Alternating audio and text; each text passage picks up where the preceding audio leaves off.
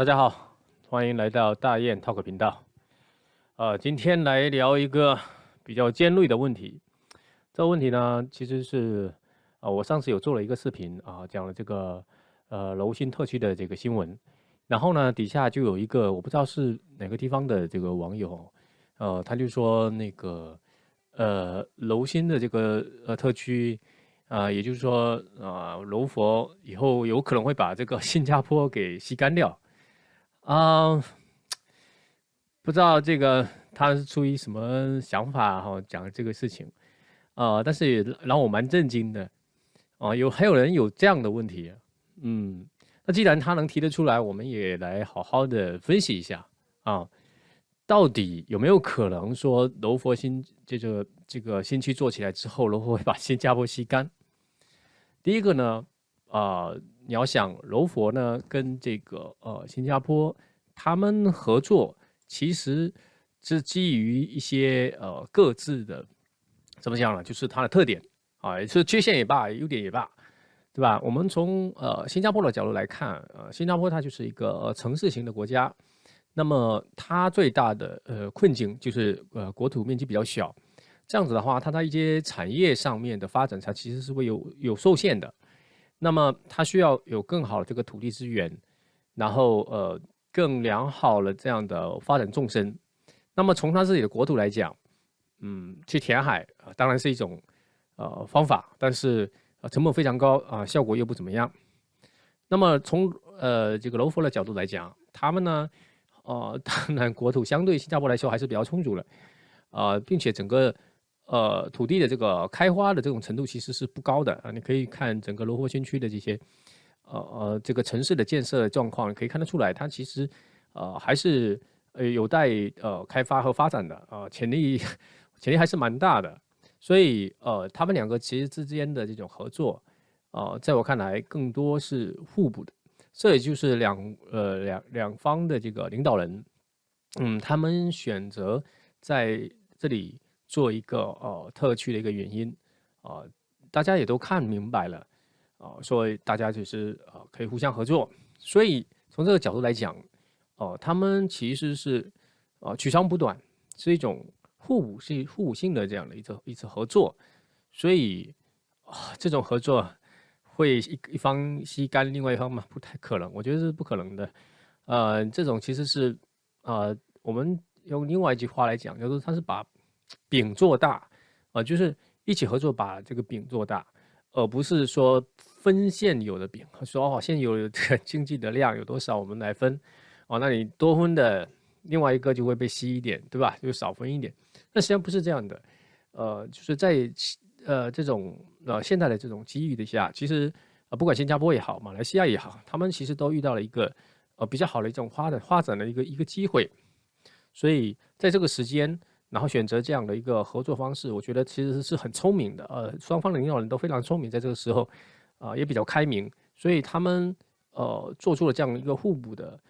决策，其实也是很不容易的，也过了很久的不断的这样推进毕竟这是两个不同的国家，他们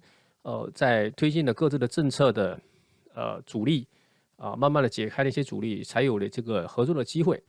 第二点呢，就是柔佛的这个地理位置，我们来重新来看一下，它其实是处在整个这个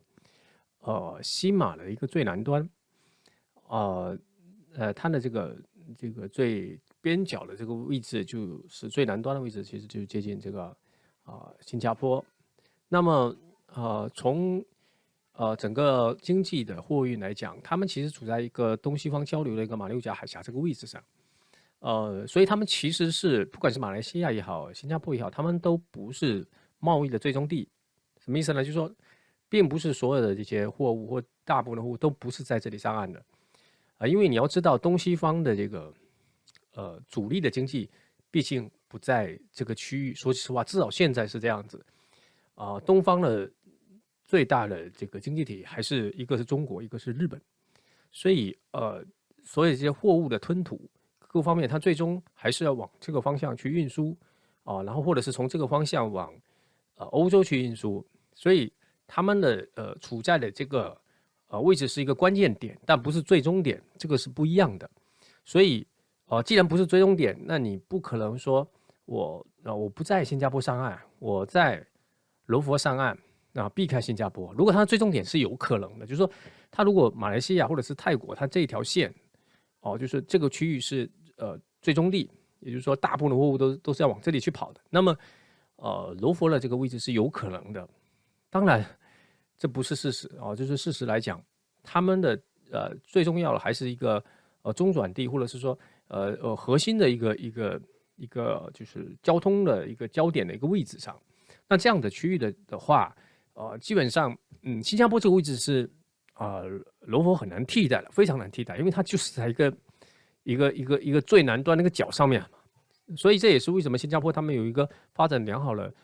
这种长期的这样的一个势力的这样的原因。所以这个从地理位置来讲，柔佛也很难去取代新加坡，这是第二点。第三点呢，新加坡跟马来西亚，它的整个国家的方式包括采取的这些策略都不太一样。新加坡现在其实还是一个比较开放的这样一个金融的这样体系它也是全球的非常主要的金融城市，所以它的这个金融的发达程度是非常非常高的。马来西亚呢，目前在这一块应该还是比较难的，就是包括马币在这种世界上的这个认可度或者说它流通度都不是很高，它的这个所以整体来说跟新加坡在这一块确实差距是比较大的，金融方面确实差别很大，这个是不得不说的所以新加坡的这种金融的这种就是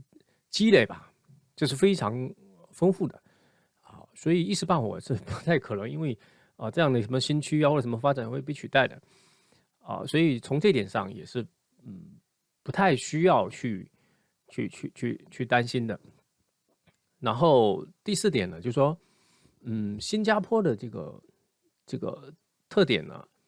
它其实是一个怎么讲呢？就是说它的这些人才，包括它的这些新加坡大学吧，然后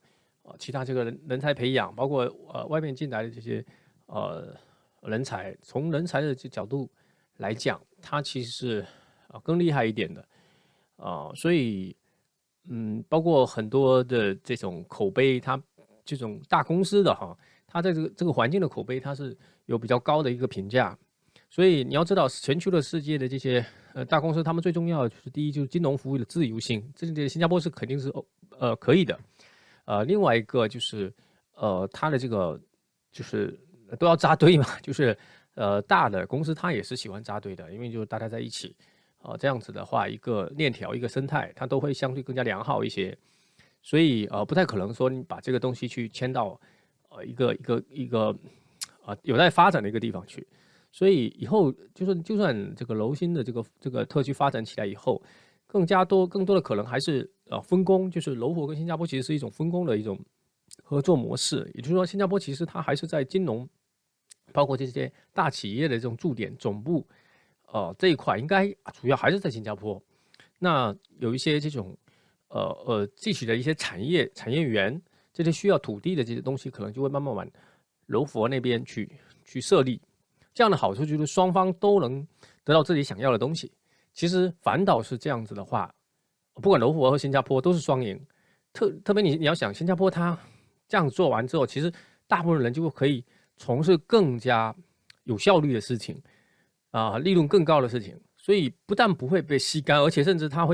新加坡会变成一个放大版的新加坡，就是它会更加厉害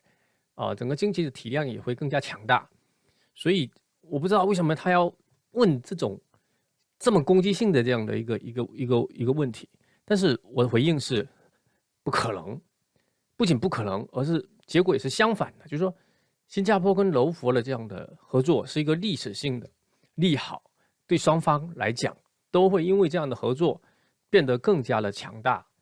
而不是互相伤害。就是这不是零和游戏，不要总觉得，我觉得很多人很奇怪，他的心里的那种东西就是好像很多东西都是你赢了我就输了，不是这样的。其实很多良好的或者比较强大的合作都是双赢的，没有双赢的，谁跟你合作？是不是？你聪明，别人也不是傻瓜嘛，对不对？不要总觉得说哦，那个是聪明，那是傻，那是这种是纯粹是扯淡。我觉得与其我们去揣测他们的这种负面的一些想法，或者是这种对，还不如去想，他们有可能会做得很好，然后对我也希望他们会越来越好，不管是新加坡还是马来西亚，我觉得他们的合作都是一个非常好的开局，然后以后也会越来越好。好，那就聊到这里。如果大家喜欢我的这个视频频道的话，那可以关注。好的，谢谢，再见。